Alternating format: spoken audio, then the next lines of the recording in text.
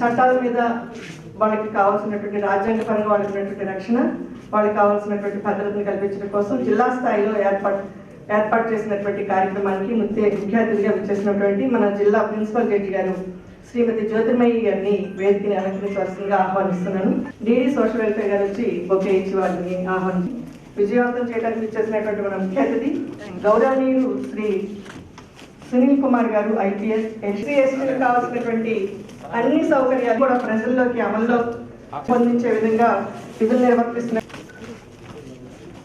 Services authority నుండి మనకి services మరి ఎస్సీ ఎస్టీలకు ఉన్నటువంటి అలాగే మన జిల్లా రెవెన్యూ అధికారులు అలాగే చట్టబద్ధంగా ఉన్నటువంటి వాటన్నిటి విషయంలో అవగాహన కల్పించడం కోసం ఇచ్చేసినటువంటి legal consultant tribal welfare department నుండి ఇచ్చేసిన డాక్టర్ పి తిరుమలరావు గారిని వేదికను అలంకరించవలసిందిగా ఆహ్వానిస్తున్నాను. కల్పించడం కోసం ఈ కార్యక్రమాన్ని ఏర్పాటు చేయడం జరిగింది. మరి ఈ కార్యక్రమాన్ని ముందుగా జ్యోతి ప్రజ్వలన ద్వారా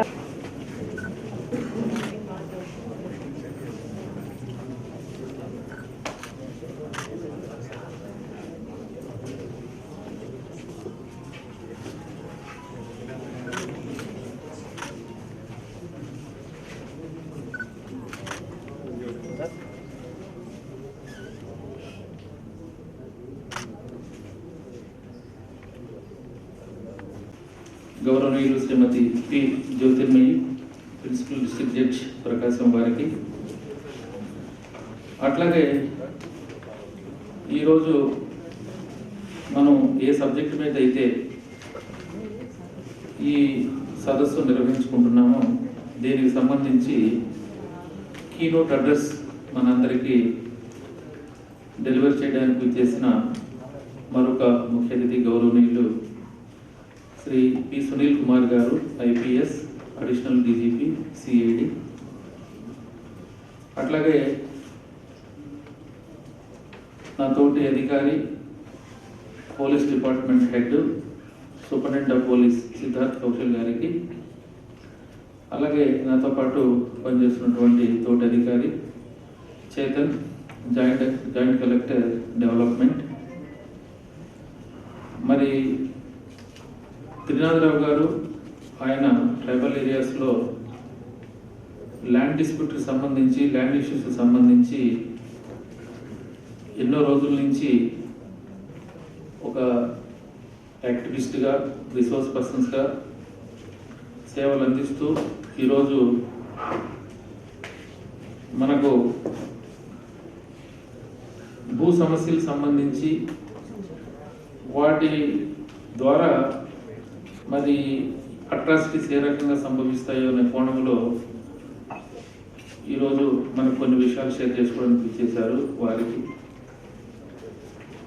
తర్వాత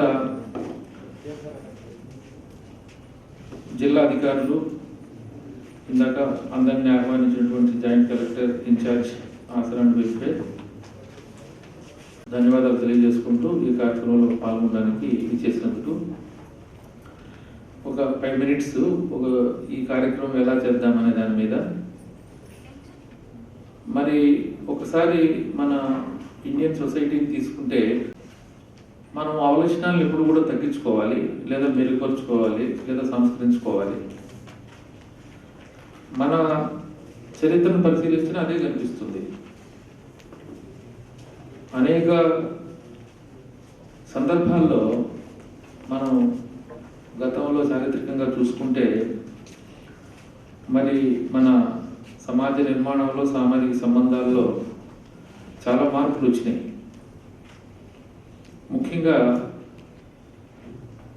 బ్రిటిష్ వాళ్ళు మనల్ని పరిపాలించేటప్పుడు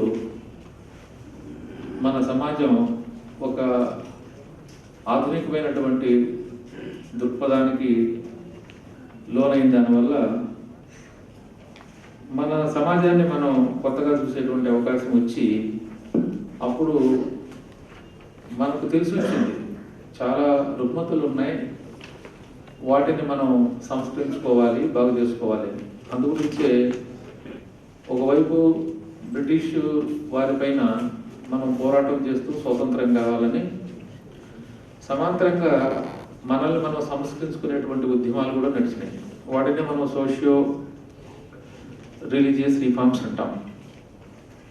ఎన్నో చట్టాలు కూడా వచ్చినాయి. ఆ క్రమంలో స్వతంత్రం వచ్చిన తర్వాత కూడా ఈ సామాజిక రుగ్మతల్ని అసమానతల్ని తగ్గించడానికి ప్రభుత్వమే బాధ్యత తీసుకొని రాజ్యాంగపరంగా ఇచ్చినటువంటి అధికారాన్ని ఎన్నో కార్యకలాపాలు చర్యలు మనం తీసుకుంటున్నాము. అయినప్పటికీ కూడా ఇంకా మనకు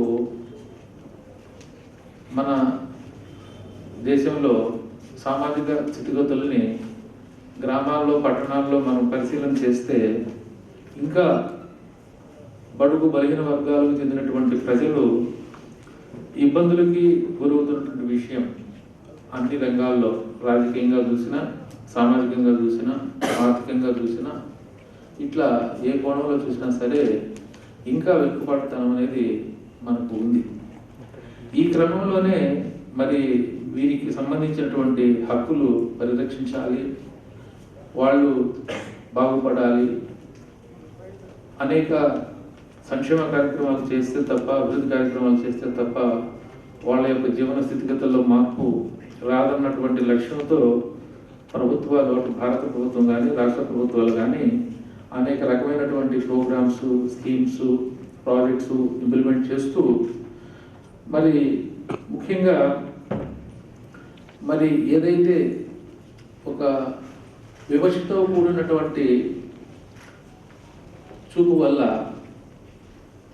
ఇంకా ఇబ్బందులు ఎదురవుతుంటే దీనికి ఒక బలమైనటువంటి చట్టపరమైనటువంటి ఒక అరేంజ్మెంట్ లేదా ఒక ఒక సదుపాయం కల్పించకపోతే మరి ఇబ్బంది అవుతారన్న ఉద్దేశంతోనే పీసీఆర్ కానీ ప్రొటెక్షన్ ఆఫ్ సివిల్ రైట్స్ చట్టం మొదట, ఆ తర్వాత 89లో ముఖ్యంగా ఎస్సీస్ ఎస్టీస్ ప్రివెన్షన్ ఆఫ్ అట్రాసిటీ యాక్ట్ ఫోర్స్లోకి వచ్చింది. దానికి అనుబంధంగా రూల్స్ కూడా 95లో వచ్చినాయి. దాంతోపాటు సబ్సిక్వెంట్గా కూడా మరి పున్నయ్య కమిషన్ రావడం, ఇంకా కొద్దిగా మనకు కంటికి కనిపించకుండా పాలిష్డ్ వేలో ఉన్నటువంటి ఏదైతే ఈ సోషల్ డిస్క్రిమినేషన్గా ఉందో దాన్ని కూడా కొద్దిగా రూపుమాపాలంటే యంత్రాంగమే చొరవ తీసుకొని పనిచేయాలనే రికమెండేషన్స్ కూడా మనం చూసాం. సో ఏదేమైనప్పటికీ ఈ క్రమంలో మనం చూసినప్పుడు ఈ schedule caste, schedule tribe category పీపుల్కి ఒక రక్షణగా ఈ ఎస్సీస్ ఎస్టీస్ ప్రివెన్షన్ ఆఫ్ అట్రాసిటీ యాక్ట్ అనేది పనిచేస్తుంది. ఇది ఎప్పుడైతే రూపొందించబడిందో అప్పటి నుంచి చాలా ఫోకస్తో చాలా మరి రకాలుగా చర్యలు తీసుకోవడం వల్ల చాలా వరకు వాళ్ళలో నమ్మకం కలిగింది. తర్వాత అట్లాగే ఎవరైతే ఈ అత్యాచారాలు చేయాలనుకుంటారో ఈ కోణంలో వారికి కూడా ఈ చట్టం అంటే ఒక రకమైనటువంటి డిటరెన్స్, ఒక భయం కూడా వచ్చింది.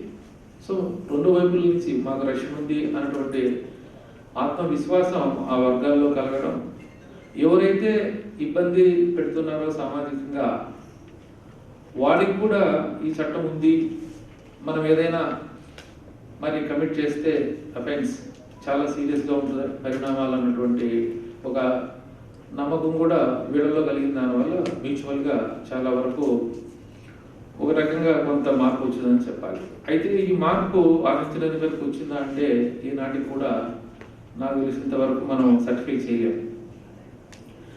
అయితే ఈ ఆచరణ విషయానికి వచ్చేటప్పటికి కాలానుగుణంగా దీని మీద కాస్త ఫోకస్ తగ్గిందేమో అనిపించింది నాకు కూడా. జిల్లా కలెక్టర్గా అంతకుముందు ఇతర పొజిషన్లో జిల్లాల్లో పనిచేసేటప్పుడు ఈ నేపథ్యంలోనే ఒకసారి ఈ చట్టాన్ని ఎవరైతే క్షేత్రస్థాయిలో అమలు చేయడానికి బాధ్యత వహించాలో వారందరినీ ఒకసారి ఇట్లా సమావేశపరిచి ఈ అంశాల పట్ల ఒకసారి మళ్ళా మనం సింహావలోకనం చేసుకుంటే మనందరం సెన్సిటైజ్ అయ్యి ఈ ఫలాలు ఆ వర్గాల వారికి ఏ లక్ష్యంతో అయితే చట్టం రూపొందించబడిందో అది నెరవేర్చే దిశగా మనం ముందుకు వెళ్ళొచ్చు అన్నటువంటి ఒక ఆశతో ఈనాటి ఈ సెన్సిటైజేషన్ ప్రోగ్రామ్ ప్లాన్ చేయడం జరిగింది. పార్లమెంట్ ఏ ఉద్దేశంతో దాన్ని చేసిందో వాళ్ళ యొక్క రైట్స్ కాపాడడానికి అది విరుద్ధమవుతుంది కాబట్టి 18A అప్హోల్డ్ చేస్తున్నాము అని చెప్పి 3 జడ్జిల బెంచ్ మన ఫిబ్రవరి 10వ తారీఖు 2020లో తీర్పు ఇవ్వడం జరిగింది. మినహాయింపులు ఇచ్చారు. 15(3)లో స్త్రీల కోసం కానీ పిల్లల కోసం కానీ ప్రత్యేక చట్టాలు చేయొచ్చు. అలాగే 15(4)లో చదువు పరంగా లిటరసీ లేకుండా వెనుకబడిన వాళ్ళు, ఎకనామిక్గా వెనుకబడిన వాళ్ళు, షెడ్యూల్ క్యాస్ట్, షెడ్యూల్ ట్రైబ్స్ వాళ్ళ కోసం ప్రత్యేక చట్టాలు చేయొచ్చు. మన ఫండమెంటల్ రైట్స్లో article 17 prohibition of abolition of untouchability. మరి ఇందాక కలెక్టర్ గారు చెప్పినట్టు యథార్థంగా అలాంటి సామాజిక రుగ్మతల్ని బ్రిటిష్ వారితోటి వారిని పంపేయడానికి చేసే యుద్ధాలతో సైమల్టేనియస్గా మంచి విజన్ ఉన్న వాళ్ళు, దేశం బాగుండాలని కోరుకునే వాళ్ళు ఆ సాంఘిక దురాచారాల మీద పోరాటం ఎప్పుడు చేస్తూనే ఉన్నారు. అలాంటి ఒక పోరాటమే అబాలిషన్ ఆఫ్ అన్టచబిలిటీ. మళ్ళా క్వశ్చన్, ఎందుకు ఉండాలి 2 చట్టాలు? Equality before law. Equality before law among equals. అందరం సమానమైన పరిస్థితిలో ఉంటే అప్పుడు చట్టం ఒకటే, ప్రత్యేక చట్టం అక్కర్లేదు. కానీ అది ఉందా? లేదు. అది యథార్థం. కాబట్టి ప్రత్యేక చట్టం అవసరం. సో కొంచెము ఈ ప్రత్యేక చట్టం ఎందుకు అవసరము, ఎందుకు పెట్టాము అనేది మనము ప్రియాంబుల్ ఆఫ్ కాన్స్టిట్యూషన్కి వెళ్ళి మన రాజ్యాంగం మనం చేసుకున్నది, ఈ చట్టము రాజ్యాంగ సమ్మతంగా ఉంది కాబట్టి ఖచ్చితంగా గౌరవించాలి. ఆ చట్టం పేరేమన్నారు? ప్రివెన్షన్ అన్నారు. ఎవడో చేస్తే దాన్ని పనిష్ చేయాలని కాదు. ప్రివెన్షన్ అసలు జరగవద్దు, నివారణ చేయండి. ఆ నివారణ చేసే దాంట్లో భాగమే ఈ సెన్సిటైజేషన్. అంటే ప్రభుత్వ అధికారులకు మాత్రమే కాదు సెన్సిటైజేషన్, ప్రజలకి సెన్సిటైజేషన్. అలాగే ఎస్సీ ఎస్టీ పీపుల్ ఎవరైతే ఉంటారో వాళ్ళకి సెన్సిటైజేషన్. వాళ్ళ రైట్స్ వాళ్ళు తెలుసుకోవటానికి, వాళ్ళ రైట్స్ ఎక్కడైతే దోపిడీ అవుతున్నాయో అది వాళ్ళు గమనించుకొని న్యాయం పొందడానికి. యాక్ట్స్ ఉన్నాయి, డిఫరెంట్ సెక్షన్స్ అట్రాక్ట్ అవుతున్నాయి. నాన్ ఎస్సీ ఎస్టీ ఉన్నారు కాబట్టి వాళ్ళ మీద ఎస్సీ ఎస్టీ అవసరం చాలా చాలా ఉంది. అదే ఎస్సీ ఎస్టీ పీపుల్ మీద పెట్టడానికి వీల్లేదు. అది కదా మనం నెంబర్ 1 గుర్తు చేసుకోవాల్సిందే. సో నాన్ ఎస్సీ ఎస్టీ ఉన్నారు కాబట్టి ఆ కేసు పెట్టాము. కానీ ఎస్సీ ఎస్టీ చేస్తే, ఎలాంటి పని చేస్తే, సరైన ఇన్వెస్టిగేషన్ చేయకపోతే, సరైన ప్రాపర్ ఛార్జ్ చేయకపోతే, దీనిలో ఉండే ఏ లోపాలకైనా కూడా సెక్షన్ 4 కింద liable for punishment. Fundamental aspect, నేరం జరిగింది, ఆ నేరం ఎక్కడో ఒకటి ఐపీసీలో అఫెన్స్గా ఉంటుంది, ఇట్స్ ఓకే. కానీ ఇలాంటి ఏం చేయాలి? కంప్లైంట్ ముందు ఎస్సీ ఎస్టీ అవునా కాదా. ఇలా ఈ ల్యాండ్ విషయాల్లో కూడా ఆ సెక్షన్ 3లో ఉండే అఫెన్స్లన్నీ కూడా జాగ్రత్తగా చదివితే రాంగ్ఫుల్లీ అంటే ఒక మాలపేట ఇంటెన్షన్ అనేది అక్కడ కనిపిస్తూ ఉండాలి, అట్రాక్ట్ అవ్వవు. అందుకని ఒకవైపుగా ఆలోచించకుండా ప్రతి సెక్షన్ని 89 ఎస్సీ ఎస్టీ పీఓ యాక్ట్ వచ్చిన తర్వాత 2015లో మళ్ళా అమెండ్మెంట్స్ రావడం జరిగింది. ఈ amendments from intimidation, harassment, information to atrocity victims or associated organisation చెప్పాను. Monitoring to provide information to atrocity victims or the dependents, investigation and trial. వాళ్ళకి ముందుగానే ఇవ్వాలి. మీ కేసు విచారణ జరుగుతుంది, డిసెంబర్ నెలలో 5వ తారీఖు నుంచి షెడ్యూల్ ఇచ్చారు, మీ కేసు జరుగుతుంది, ముందుగానే చెప్పాలి. To give adequate briefing on the case and preparation for trial. ఇలా చేయమని చెప్తున్నారు. To give adequate briefing on the case and preparation for trial to atrocity victims and the legal aid for the said purpose. To execute the rights of associated organizations or individuals at every stage. ఇందాక జేసీ గారు, సునీల్ కుమార్ గారు additional DGP CID చూస్తున్నారు, వారిని మనం ఉద్దేశించి మాట్లాడవలసిందిగా మనం చేస్తున్నాం.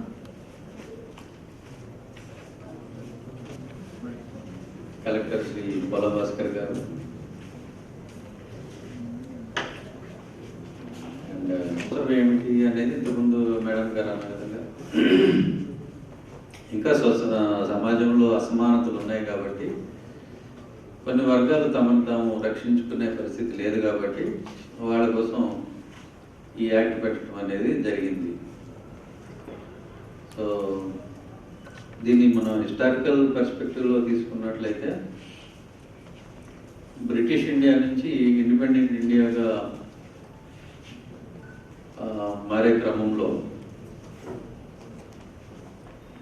ఈ డిప్రెస్డ్ క్లాసెస్ రైట్స్ కోసం అని చెప్పి డాక్టర్ బిఆర్ అంబేద్కర్ గారు పోరాటం జరిగింది. ఇండియాకి ఇండిపెండెన్స్ వస్తే మాకు ఇండిపెండెన్స్ వస్తుందని గ్యారంటీ ఏముంది అని ఆయన ప్రశ్నించబట్టి కొన్ని ప్రొటెక్టివ్ క్లాజెస్ పెట్టడం జరిగింది కాన్స్టిట్యూషన్లో. ఆయన అనుమానం నిజమే అయింది. ఎందుకంటే ఈరోజు కూడా చాలా చోట్ల దళితుల్ని ఆదరించే పరిస్థితి లేదు. వాళ్ళ పట్ల వివక్ష ప్రత్యక్షంగానో పరోక్షంగానో కొనసాగుతూనే ఉంది. ఇది అక్షర సత్యం. మీకు చాలా చోట్ల ఈ అంగన్వాడీ స్కూల్స్లో వాటిల్లో కుక్స్ దళితులు కనుక కుక్ అయితే మేము తినమని చెప్పి పిల్లలు వెళ్ళిపోయిన సంఘటన కూడా అప్పుడప్పుడు మన పేపర్లో చూస్తూ ఉంటాం. అంటే అంత చిన్న వయసులోనే వాళ్ళకి కులం అంటే ఏంటి ఎట్లా తెలిసింది? అంత చిన్న వయసులోనే వాళ్ళకి అంటరాంతనం అనేది ఎట్లా తెలిసింది? అంటే పేరెంట్స్ నుంచి వచ్చింది. పేరెంట్స్ వాళ్ళకి మాటల కన్నా ముందు అంటరాంతనమే నేర్పిస్తున్నట్టు ఉన్నారు. సో అది వివక్ష అనేది కంటిన్యూ అవుతుంది. మీకు ఇంకా చెప్పాలంటే వివక్ష తన రూపం మార్చుకుంది తప్పితే వివక్ష పోలేదు. అంటే ఫిజికల్గా ఇవి అట్రాసిటీస్ ప్రివెన్షన్ యాక్ట్ మరొకటి ఇట్లాంటివి రావటం వల్ల వీళ్ళని ఫిజికల్గా కొడితే దానివల్ల కేసు అవుతుంది, ఇబ్బందులు పడతామనే ఉద్దేశంతో ఫిజికల్గా కొట్టడం అనేది మానేశారు, తగ్గించారు చాలా వరకు. కానీ ఈ అన్టచబిలిటీ అనేది ఫిజికల్ ఫామ్ నుంచి ఫైనాన్షియల్ ఫామ్లోకి మారింది, ఎకనామిక్ ఫామ్లోకి మారింది. ఈరోజు మీరు మనకి స్వాతంత్రం వచ్చి 73 సంవత్సరాలు అయింది ప్రిసైజ్గా. ఈరోజు కూడా మీకు గొప్ప పారిశ్రామికవేత్తలు ఎవరు అనేది చూస్తే అంబానీ, అదానీ, టాటా, బిర్లా ఇట్లా పేర్లే చెప్తారు. కానీ అందులో మీకు ఒక్క దళితుడి పేరు కూడా కనపడదు 73 సంవత్సరాల తర్వాత.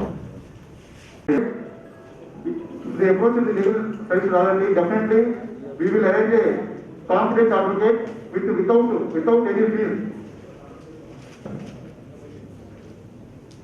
And our honorable district authority also conducted so many evidence programs in tribal areas with a view to uplift them.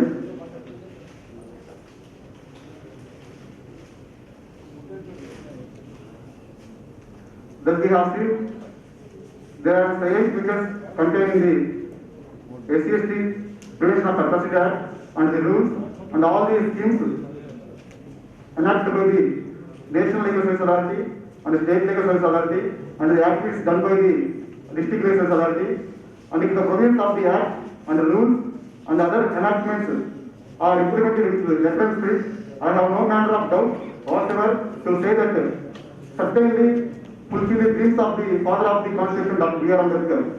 With this, I conclude. Thank you, Ananda.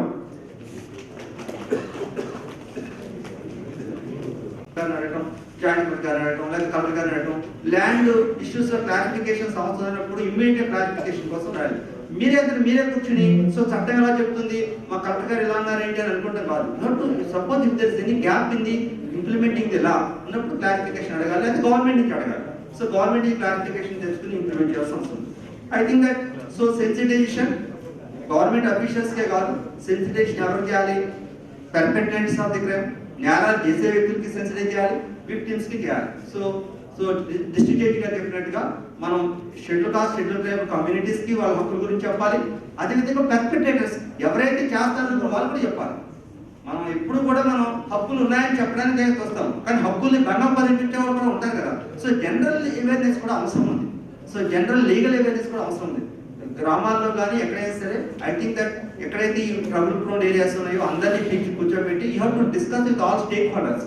Government officials ని స్టేక్ అందరినీ దానికి సంబంధించినటువంటి అందరినీ ఇక్కడ కూర్చోబెట్టి ఈ చట్టం గురించి సెన్సిటైజేషన్ క్యాంప్స్ ఇటువంటి క్యాంప్స్ అన్ని చోట్ల పెట్టినట్లయితే I think that land conflicts అనేది ఉంటుంది. నేను confine only land to forest వరకే కన్ఫైన్ అయ్యాను, ఎందుకంటే సో కలెక్టర్ గారు చెప్పారు land to forest which may likely cause atrocities అనేటువంటి విషయం మీద చెప్తే బాగుంటుంది అనుకుంటే stop here.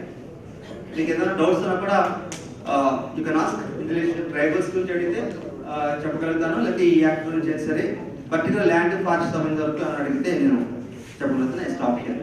Thank you very much. Time తీసుకున్నాం. I'm sure already many of you are feeling fatigued. So just కొన్ని ఇంపార్టెంట్ బాగుంది సార్, చివరిలో మాట్లాడడానికి అదే అడ్వాంటేజ్, అన్ని పాయింట్స్ ఆల్రెడీ కవర్ అయిపోయినాయి. సో ఎక్కువ మాట్లాడడానికి అవసరం లేదు. ఓన్లీ కొన్ని ఏదైతే మిగిలిపోయే విషయాలు అది వరకు నేను చెప్తాను. సో మిగతాన్ని అజ్యూమ్ చేయండి. All speakers spoke very well. Everybody constitutional పరంగా, మారలీ, ఎథికలీ, హిస్టారికలీ, సోషలీ అన్ని యాంగిల్స్ కవర్ అయిపోయినాయి. అడ్మినిస్ట్రేటివ్ కూడా కవర్ అయిపోయినాయి. So firstly, let me remind you that in the SC/ST Atrocities Act, Section 4, which fixes liability on the officers. Let me remind, it is not only the police officers. ठीक है, चाला मंदी एमनुకుంటారు that Section 4 లో police officers investigation చేయకపోతే ఏదో criminal liability వస్తుంది.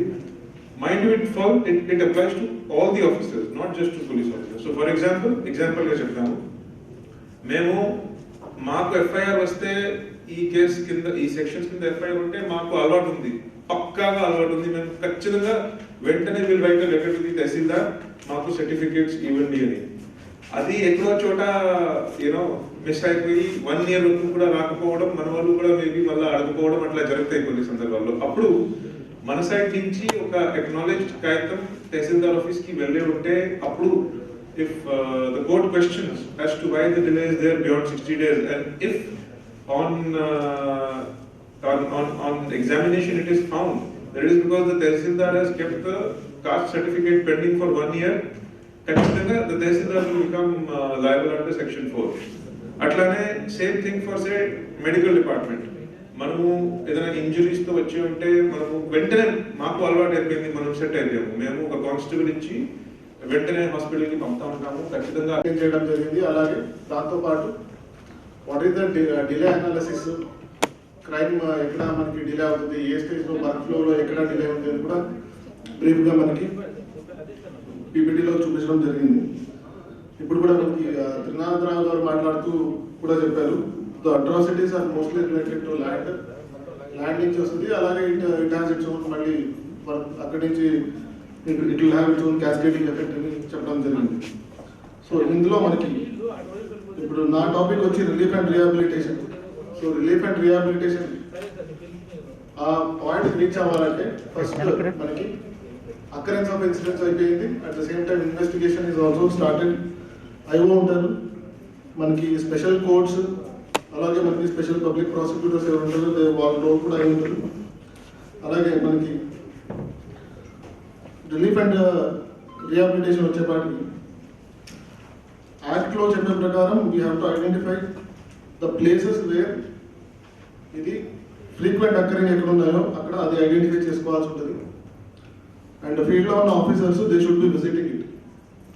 మనం act జాగ్రత్త చదివితే అందులో ఉంది ఏ ప్లేస్లో మనకి అకరెన్సెస్ అవుతున్న ఇన్సిడెంట్స్, ఆ ప్లేసెస్కి officials they should continuously visit అయిన తర్వాత రిలీఫ్ పార్ట్ వచ్చేపాటికి మనకి రూల్ 12(4)లో డిస్ప్లే కూడా అయింది. అట్ 2016 ప్రకారం మనకి district magistrate or sub divisional magistrate or any executive magistrate shall make necessary administrative and other arrangements and provide relief in cash or kind or both within 7 days to the victims of the atrocity, their family members and dependents according to the scales as provided in the rules. అతను call ఇక్కడ దాకా తీసేస్తారు sir, total leg అంతా తీసేస్తారు sir. నేను 2-3 times deal చేసే పంపాను sir, SC అతను సార్, అతను మేడం గారి దగ్గర పంపాను సార్. కాంపెన్సేషన్ ఆ కేసెస్లో వీలు కావట్లేదు అని చెప్పారు సార్. యాక్చువల్గా చట్ట ప్రకారం యాక్షన్స్ కూడా విక్టిమ్ కాంపెన్సేషన్ స్కీమ్ అప్లై అవుతుంది సార్. చాలా poor sir. Sir compensation victim compensation scheme కొత్తగా అమెండ్మెంట్ వచ్చింది సార్. నేను చెప్పింది అదే. ఇప్పుడు అది అమెండ్మెంట్ విషయాలు నాకు కొన్ని మనం అమలు చేస్తున్నాం, కొన్ని వాస్తవంగా దృష్టికి వచ్చినాయి. ఇప్పుడు నేను పంపాను సార్ వాళ్ళ కుటుంబాన్ని, డిఎల్ఎస్ పంపాను సార్. డిస్ట్రిక్ట్ లెజిస్లేషన్ కమిటీ పంపితే వాళ్ళ క్లబ్ వాళ్ళు చెప్పారంటే కుదరట్లేదు. తప్పకుండా నేను చూస్తాను, నేను చెప్పింది చాలా తప్పకుండా. Thank you. Only assignment lands గతంలో ఎస్సీ వాళ్ళకి ఇచ్చి ఒక 20 to 25 years నుంచి వేరే కమ్యూనిటీ వాళ్ళు చేసుకొని ఉంటూ ఇప్పుడు రీసెంట్గా వీళ్ళు పోయి దున్నటం, దానివల్ల కొట్టుకోవటం, తగాదరగటం, దాని మీద ఎస్సీస్ కేసు జరుగుతుంది సార్.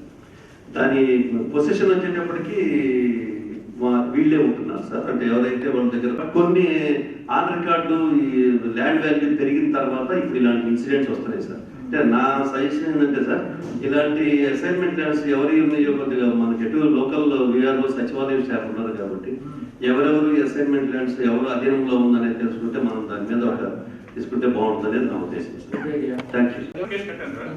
దాంట్లో వచ్చేసి ఈ జంగం బుడకల వాళ్ళు వచ్చేసి ఆ ఊళ్ళో ఉన్నారు సార్ టెంపరీగా. ఆ పిల్లలు కూడా ఆ స్కూల్లో ఉన్నారు సార్. ఆ పిల్లలు కూడా విక్టిమ్ని చేర్చారు సార్ కేసులో. తర్వాత కన్సర్న్ ఎంఆర్ఓ గారికి తహసీల్దార్ పడ్డట్టు మనం క్షేత్రస్థాయి పరిస్థితి క్రియేట్ చేసుకున్నట్టు అనిపిస్తుంది నాకు. మీకు చాలా సందర్భాల్లో నేను చెప్పింటా, revenue department is not vested with any powers to decide the title. అధికారమే లేదు. What is the responsibility of the revenue department? To maintain the land record. అంటే ఎవరికైతే చట్టబద్ధమైనటువంటి హక్కులు ఉంటాయో భూముల మీద, వాళ్ళ వివరాలని మనం అధికారపూర్వకంగా రికార్డులో పెట్టి మెయింటైన్ చేస్తుంటాం. ఆ అధికారం మనం ఇస్తే మనం ఏం చేస్తున్నాం, దానికి మనం చేసే ఈ బిల్డప్ వల్ల మరి ఆ హక్కులు కూడా మనమే డిసైడ్ చేస్తాము అన్నటువంటి ఒక విషయం అన్నీ కూడా ప్రజలకి ఇప్పుడు కూడా నమ్ముతారు. చెప్పినా కూడా వినే పరిస్థితి లేకుండా పోయింది. మనము దాంట్లో సరిగా వ్యవహరించలేదు. అట్లాగే ఈ చట్టాల పట్ల ప్రజలు కూడా అవగాహన లేని దానివల్ల నీకు అధికారం లేనటువంటి విషయాల మీద నీ దగ్గరికి వస్తూ ఉన్నారు. దానికి అగ్ని కాల్యం పోసినట్టు మనము మన దగ్గర ఉన్నటువంటి మాన్యువల్ రికార్డ్స్ని ఇందాక శ్రీనాథరావు గారు చెప్పినట్టు ట్రాన్స్పరెన్సీ ఇష్యూస్ చేయడానికి, తర్వాత యాక్సెస్ అందరికీ ఇవ్వడానికి, తర్వాత నాకు ఏదైనా సరే ఒక పత్రం కావాలంటే వెంటనే లాక్కోవడానికి కంప్యూటర్లో నుంచి, ఇట్లాంటి స్పీడీ సర్వీసెస్ కోసం టెక్నాలజీ పెడితే ఆ భూముల మీద హక్కు లేకపోయినా సరే ఎవరో వచ్చి ఆఫీసుల్లో ఏదో మేనేజ్ చేసుకుంటే హక్కు లేకపోయినా వాళ్ళ పేర్లు మనం ఈరోజు మన వెబ్లాండ్లో పెట్టేసి ఈరోజు ప్రజలంతా వచ్చేవాళ్ళు ఏం మాట్లాడతారు, 90% కలెక్టరేట్కి కానీ ఆర్టీఓ ఆఫీసులు కానీ వచ్చేటువంటి గ్రీవెన్సెస్ అన్నీ కూడా ఏమంటున్నారు, వెబ్లాండ్లో నా పేరు లేదు, నేను నిజమైన హక్కుదారు, ఇట్లా ఎవరో పేరు పెట్టేశారు, లేదా ఎవరో వాళ్ళ దగ్గర ఏదో మరి ప్రలోభాలకు లోబడి వాళ్ళ పేర్లు పెట్టేశారు హక్కు లేకుండా.